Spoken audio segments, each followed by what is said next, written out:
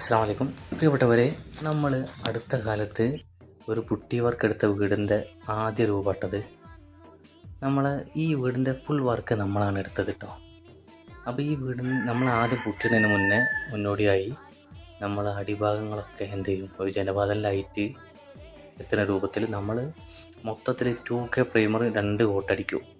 ഇതുപോലെ 2 coat 2K primer വാളിലടിച്ചിട്ട് നല്ല വൃത്തിയായിട്ടാണ് നമ്മൾ ചെയ്യുന്ന കാര്യങ്ങളൊക്കെ നീറ്റ് ആൻഡ് ക്ലീനായി ചെയ്യുമ്പോഴാണ് നമ്മളെ കസ്റ്റമർക്ക് നമ്മളെ ജോലിയും മറ്റുള്ള കാര്യങ്ങളൊക്കെ ഇഷ്ടപ്പെടുക. നമ്മളെ സർവീസ് നന്നാകുമ്പോഴാണ് നമ്മളെ എല്ലാവർക്കും താല്പര്യപ്പെടുക.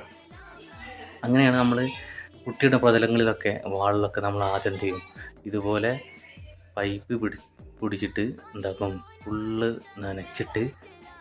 നനച്ചതിന് ശേഷം നമ്മൾ കുട്ടിയിടണം. അപ്പോൾ എന്താ വെച്ചാൽ അവിടെയുള്ള പൊടി പടലങ്ങൾ, അതുപോലെ ചുമരിന് വാളിലുള്ള എല്ലാ പ്രയാസങ്ങൾ ഒഴിവായി കിട്ടും. അപ്പം നല്ല നീറ്റായിട്ട് നമ്മൾ പുട്ടി അപ്ലൈ ചെയ്യുമ്പോൾ ആ പുട്ടി ആ ചുമരിൽ നല്ല പിടിച്ച് കയറും, നല്ല കൂട്ടിപ്പിടുത്തുണ്ടാവും.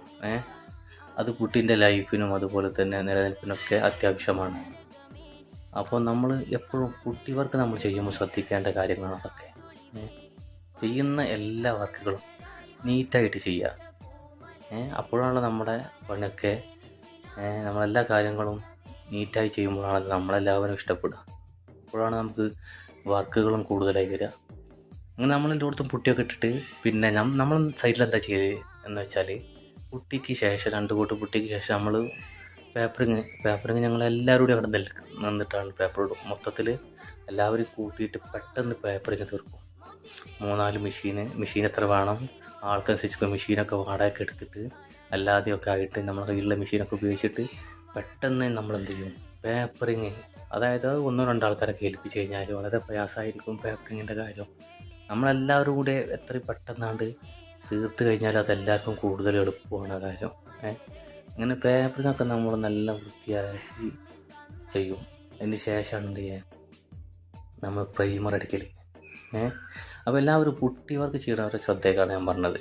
നമ്മൾ ചെയ്യുമ്പോൾ ഇതുപോലെ മൊത്തത്തിൽ പൊടികളൊക്കെ കളഞ്ഞ് പേപ്പറിങ്ങിന് ശേഷം എല്ലാ പൊടിയും, മാർബിളിലും അതുപോലെ തന്നെ വാളിലൊക്കെ ഉള്ള എല്ലാ പൊടിയും കഴിവിൻ്റെ പരമാവധി എന്താക്കുക, ഒഴിവാക്കിയതിന് ശേഷം പ്രൈമർ അടിക്കണം. നീറ്റായിട്ട് പ്രൈമർ അടിക്കണം. പ്രൈമർ അടിക്കുമ്പോൾ നമ്മൾ എന്ത് ചെയ്യണം, പ്രൈമർ പൊട്ടിച്ച് ഒരു അരിക്കണം കേട്ടോ. പ്രൈമർ അരിച്ചിട്ട് നമ്മൾ എന്താ പുട്ടിയിട്ട ഭാഗങ്ങൾ എല്ലാവരും അങ്ങനെ കാര്യം ചെയ്യൽ.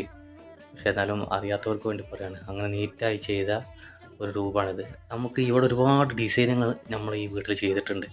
അപ്പോൾ അതിൻ്റെ വീഡിയോ ഇൻഷാ അല്ലാഹ് ഘട്ടങ്ങളായിട്ട് നമ്മൾ നിങ്ങളിലേക്ക് എത്തിക്കും. നിങ്ങൾ നമ്മളെ കൂടെ ഉണ്ടാകണം.